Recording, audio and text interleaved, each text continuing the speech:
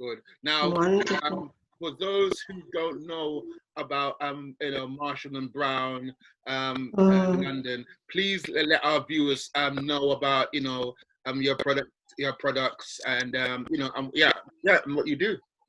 Okay, so just to give you some background, Marshall and Brown, my heritage is Jamaican. We're all African, but my heritage is my mum and my in-laws are from Jamaica.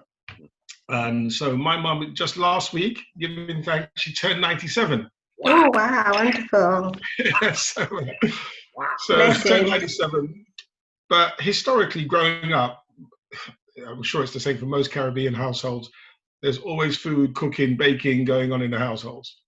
And so my mum was no different. And we've grown up with that sort of background of having nice food. So I had an idea a few years ago, and I went to Jamaica. I went to the diaspora conference in Jamaica. Right. And I wanted to see if there was something that I could do that could utilize what I regard as the very best of Jamaica, bringing it into the UK in a more contemporary way, in a more premium way, and looking at finding a supply chain which could support that. And through JAMPRO at the Jamaican High Commissioner, they were able to help me identify certain suppliers. So for me, that was a real win. So I could pay homage to my parents and my heritage, so I could produce some products which were representing them and their values and my tradition, but also representing who I am today. So that was what we did. So we came up with an idea of a company called Marshall and Brown. I'll just quickly show you, if that's okay. If you can look down here. Oh, right. Wow. Lovely. So you can see there's quality. The Marshall and Brown cakes, Mama Brown rum cakes. In fact, I'll tell you what I'll do. I'll hold it up. Probably be easier. So this is a Mama Brown rum cake. We have 6 different flavors: pineapple, coconut, key lime, original. So 6. They're produced in Jamaica, as you can see. Wow. So that, for me, that's another part of the contribution. So we're contributing in only a small way to the Jamaican economy, but we're still contributing. Exactly.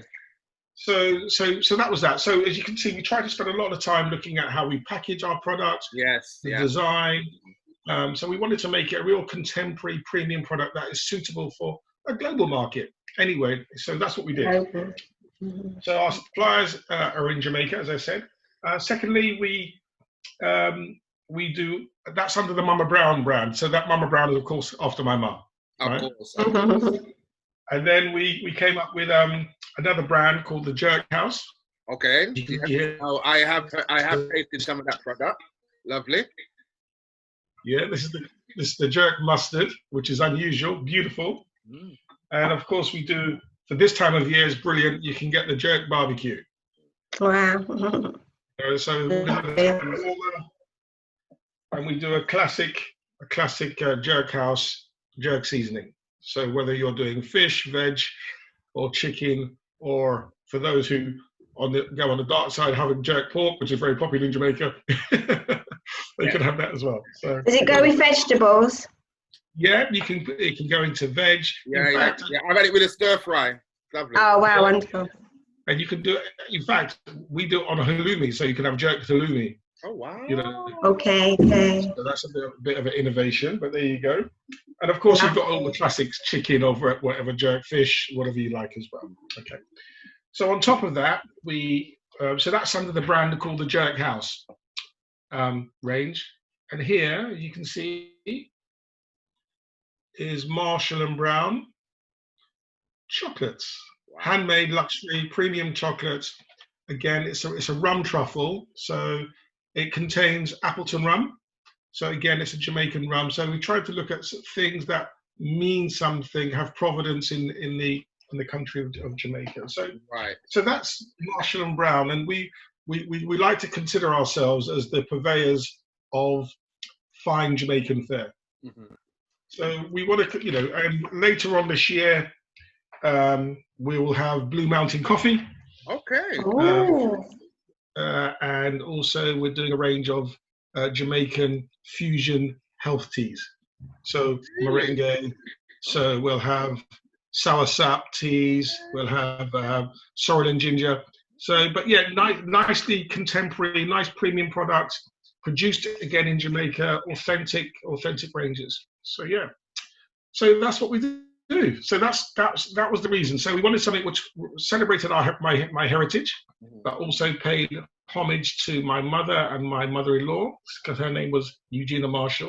Okay. So Marshall and Brown is a combination of those two. Oh, pieces. right, lovely. So yes, that's the background. I wanted to try and do something which was authentically Caribbean and authentically Jamaican, but also in a contemporary way and very premium and a quality product that we could all celebrate.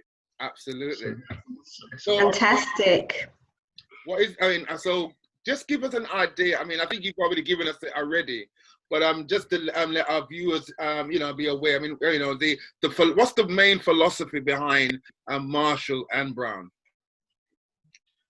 So the main thing for me was about trying to develop a business that can add value to both the Caribbean, in this case Jamaica, and also contribute in that way, but also to pay, as I said, respect and pay homage to my heritage. And I think that was really important.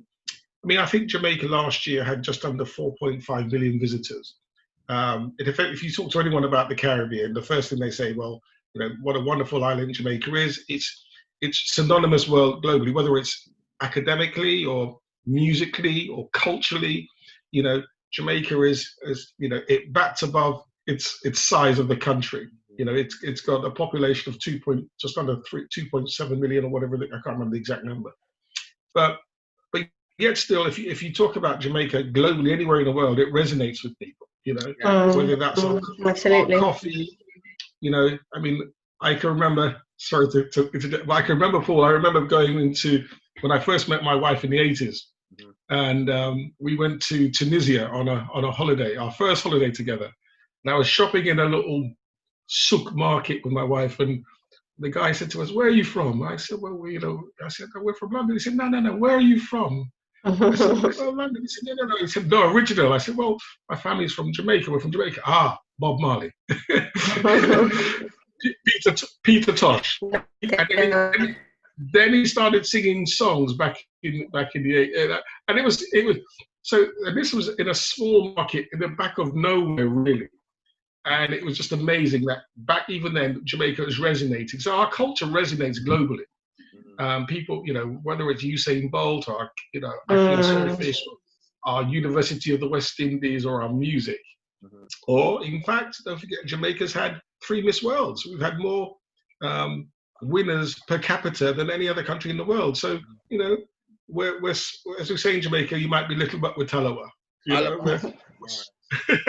We're small, but we're bigger than the sum of our parts. So I suppose for me, really, it's around producing something that can add value to the economy here, as well as adding something to the economy in Jamaica, but also building a brand, building something which we can be proud of, which I can be proud of, which our family can be proud of, and hopefully there's a legacy there. Fantastic.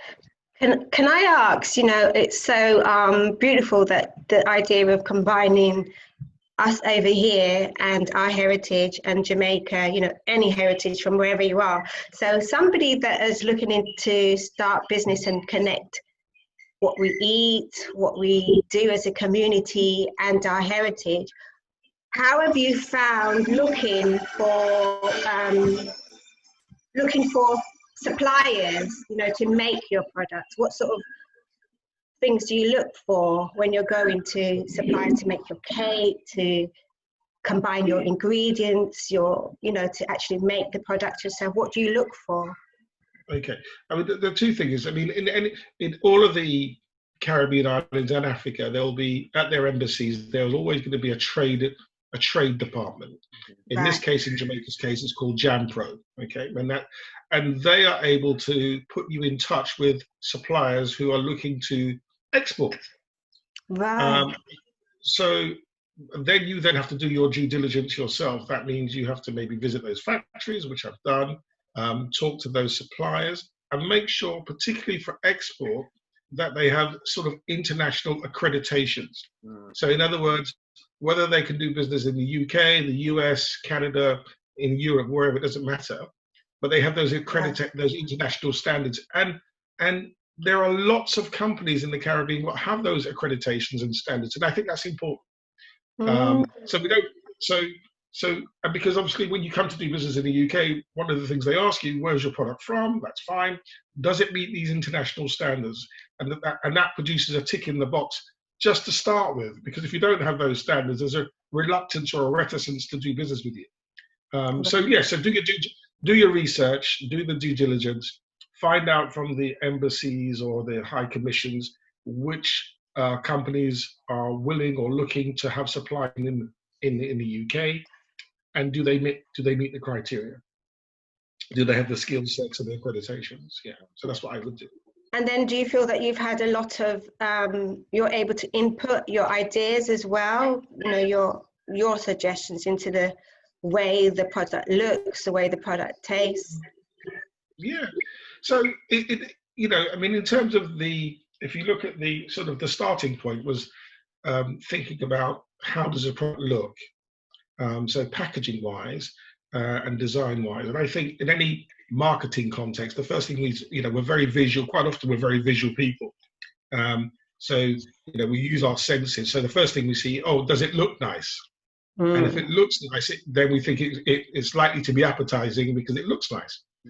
So we spend a lot of time with the design concept, design agencies, to make sure that we reflected something in a slightly more contemporary way.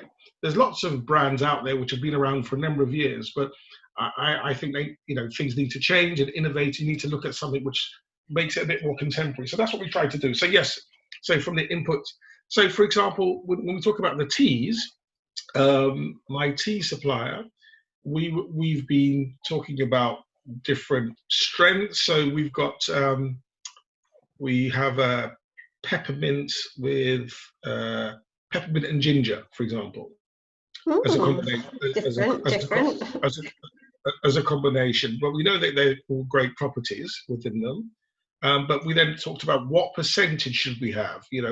Is it 20% ginger, 80%, etc. So we then were able to work out what we believed collaboratively, which was best because obviously these guys have got experience, and it would be naive of me not to utilize their expertise or experience, So they gave us their suggestions.